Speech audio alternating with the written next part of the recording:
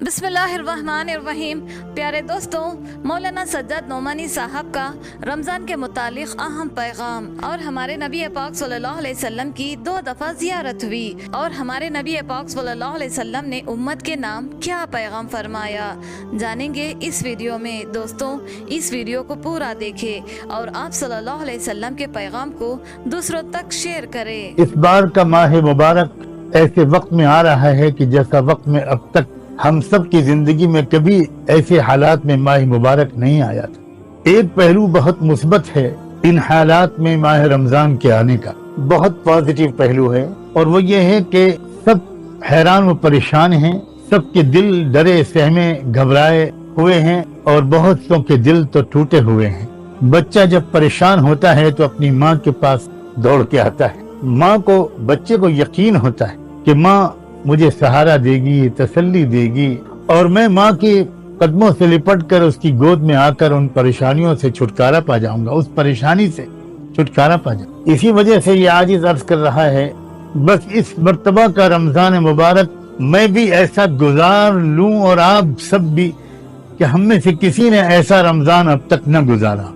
इसी गुजारिश और दुआ के लिए हाजिर हुआ हूँ। अल्लाह के वास्ते आप मेरे लिए ये दुआ कर दें कि इस बार का माह रमजान मैं ऐसा गुजार सकूं जैसा अब तक मैंने कभी नहीं गुजारा। आप जानते हैं और आप जानती हैं कि ये महीना रहमत का, मगफिरत का और जहन्नम से, अजाब से आज़ादी का महीना है। आप ये भी जानते हैं और जानती हैं कि ये महीना तौबा का महीना है, माफी मांगने का महीना है, रूठे रब को मना लेने का महीना है। और बार बार आप सुन चुके हैं कि सुबह से लेकर रात तक और रात से लेकर सुबह तक इस महीने में अल्लाह बेशुमार बंदों और बंदियों को माफ करता रहता है, और बल्कि इसीलिए वो इस महीने को भेजता है बार बार। इस वक्त तो हालात इस बात की गवाही दे रहे हैं कि अल्लाह हमसे सख्त नाराज है,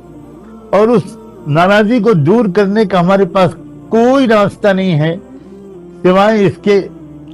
कि अब हम दिल की गहराइयों से अपने जुर्मों का इकरार भी करें और अब अपनी जिंदगी को हमेशा के लिए बदल डालने का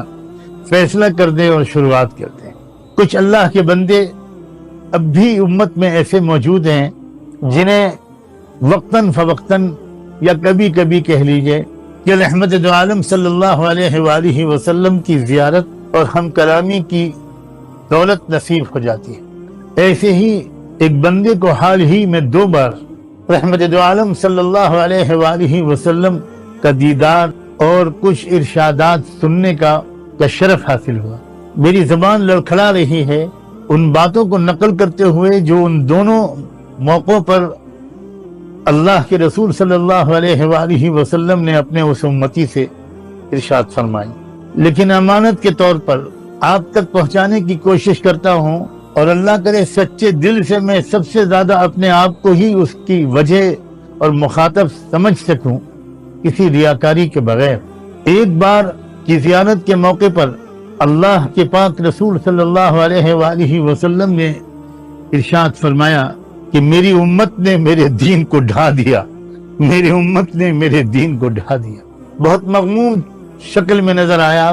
और एक ऐसे मकान में नजर आया जिसकी छत गिर चुकी थी, और उस मौके पर आपने ये जुमला इरशाद फरमाया बड़े गम के साथ उस बंदे से कि मेरी उम्मत ने मेरे दीन को ढा दिया। और दूसरी बार थोड़ी दिन के बाद फिर जियारत नसीब हुई तो उस बंदे के कहने के मुताबिक रहमत दो आलम सल्लल्लाहु अलैहि वसल्लम ने जो जुमला इरशाद फरमाया वो कुछ इस तरह का था कि मेरे अपनों ने मुझे छोड़ दिया, मेरे अपनों ने मुझे छोड़ दिया, मेरे अपनों ने मुझे छोड़ दिया। क्या दुनिया भर के हालात क्या इस बात की दलील नहीं है कि रब हमसे राजी नहीं है? सच्चे दिल से अल्लाह करे कि ये एतराफ हम में से हर एक को और सबसे ज्यादा इस कहने वाले को नसीब हो जाए कि अल्लाह शायद ये मेरे ही गुनाहों की सजा मिल रही है। हर शख्स सोचे बस इस रमजान में मैं मुख्तसर सी बात इस वक्त करना चाहता हूँ, इस रमजान में सब लोग अपने रब से लिपट जाएं, कदमों पे पड़ जाएं, मना लें, राजी कर लें, राजी कर लें, राजी कर लें। रोजमर्रा के मशवरों को बहुत कम कर दें। मैं उन माओं से भी कहता हूँ, बेटियों से भी कहता हूँ, नौजवानों से भी कहता हूँ, अपने भाइयों से भी अर्ज करता हूँ, زیادہ سے زیادہ وقت اس رمضان میں اللہ کرے کہ میں اور آپ سب دعا میں، معافی مانگنے میں، توبہ کرنے میں، تلاوت کرنے میں اور درود شریف میں گزاریں۔ جس قسم کی سازشیں اس دجالی دور میں ہو رہی ہیں، جو اصل سبب ہیں ظاہری سبب، ہمارے گناہوں کے نتیجے میں، ہماری غفلت کے نتیجے میں، دین کو چھوڑ دینے کے نتیجے میں، دین کو ڈھا دینے کے نتیجے میں جو شیطانی اور دجالی طاقتوں کو مسلط ہو جانے کا موقع مل گیا ہے اور وہ عجیب و غریب سازشیں کر رہی ہیں، ان کے ہر طرح کی شرارتوں اور سازشوں اور ان کے نقصانات سے بچنے کے لیے ماہرین بتاتے ہیں کہ سب سے زیادہ مؤثر عمل کثرت سے قرآن کی تلاوت کرنا ہے۔ جو لوگ آج کل اس وقت پوری دنیا کو کنٹرول کر رہے ہیں اللہ تعالیٰ کی ایک بنائے ہوئے منصوبے کے مطابق اور ہماری گناہوں کی وجہ سے ان کے آباء و اجداد کا کردار قرآن میں بتایا گیا تھا۔ نبذوا کتاب اللہ وراء ظہورہم واتبعوا ما تتلو الشیاطین علی ملک سلیمان۔ جو لوگ میرے اشارے کو سمجھ سکتے ہیں، علماء کرام تو ضرور سمجھ رہے ہیں کہ وہی لوگ ہیں جو اس وقت پورے نظم عالم پر ان کو قابو دے دیا گیا ہے، اور یہ عین ان اطلاعات کے مطابق ہے جو اللہ کے رسول صلی اللہ علیہ وآلہ وسلم نے اپنے ان بے شمار ارشادات میں بیان فرمایا تھا، جو ارشادات دجال اور اس کے فتنے کے بارے میں حدیث کی کتابوں میں بھرے ہوئے۔ آپ میں سے جو لوگ بہت عرصے سے مجھ طالب علم کی گفتگویں سنتے رہے ہیں یا مضامین پڑھتے رہے ہیں، آپ کو اندازہ ہوگا کہ 20-30 سال سے یہ آج اس کہنے کی کوشش کر رہا ہے کہ یہ عام زمانہ نہیں ہے، یہ آخر الزمان شروع ہو چکا ہے، اور بڑی تیزی کے ساتھ وہ جو واقعات و حوادث دنیا کے مختلف علاقوں میں وقوع پذیر ہو رہے ہیں، یہ وہی واقعات و حوادث ہیں جن کا حدیث فتن میں تذکرہ آیا ہے۔ آپ میں سے جو لوگ پچھلے رمضانوں میں روزانہ ایک پارہ پڑھتے تھے، اللہ کے واسطے اس مرتبہ مقدار بڑھا دیجئے۔ ایک پارہ جو پڑھتے تھے وہ 3 پارہ کر دیں، جو 3 پارہ روز پڑھتے تھے رمضان میں وہ 5 پارے کر دیں، جو 5 پارے پڑھتے تھے وہ 7 پارے کر دیں۔ کوشش کریں کہ زیادہ سے زیادہ قرآن مجید کی تلاوت ہو، اور کلمہ طیبہ لا الہ الا اللہ کی کثرت کریں، خوب پڑھیں اس کو، یقین کے ساتھ، محبت کے جذبات کو اللہ تعالیٰ کے ساتھ جوڑنے کی کوشش کرتے ہوئے جب لا الہ الا اللہ پڑھے تو کبھی ذہن میں کیفیت ہو لا معبود الا اللہ کی، کبھی